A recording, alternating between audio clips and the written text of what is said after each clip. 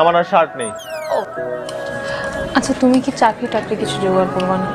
তোমার জন্য আর কতদিন অপেক্ষা করবো বলো? কতদিন? আর বেশি দিন না। আমি যদি অন্য কারো বউ হয়ে যাই, তুমি সেটা সহ্য করতে পারবে?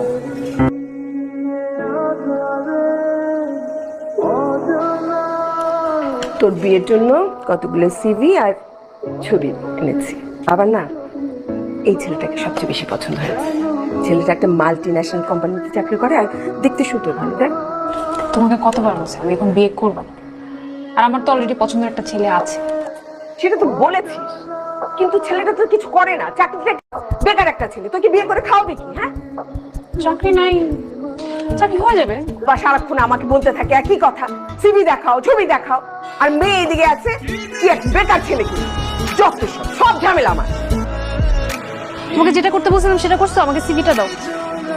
ও, গতকাল আমি একটু ব্যস্ত ছিলাম, সময় পাই।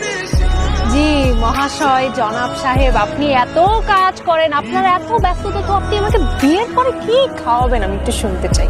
আমি কেন তোমাকে খাওয়াবো? বিয়ে করলে খাওয়াতে হবে না? ডায়েট করবা, তুমি শশা খেয়ে সারাদিন পার করে দিবা। আচ্ছা আচ্ছা, এই কথাটা আপনি আমার মাকে যেয়ে বলতে পারবেন? অবশ্যই পারবো, আলবাত পারবো। ও আচ্ছা, তাহলে কবে যাচ্ছেন? আমি কবে অ্যাপয়েন্টমেন্ট নিচ্ছি আমার মার সাথে? ফোন দিছো কেন? আমি তোমাকে মানা করছি না ফোন দিবা না। আচ্ছা না, শোনো শোনো, তোমার সাথে আমার খুব ইম্পর্টেন্ট কথা আছে।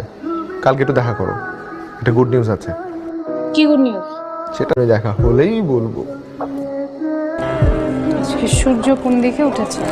ফুল, আমার পাঞ্জাবি পরে আসছো, ঘটনা কি? ফারা আসলে বিয়ে করতে যাচ্ছে।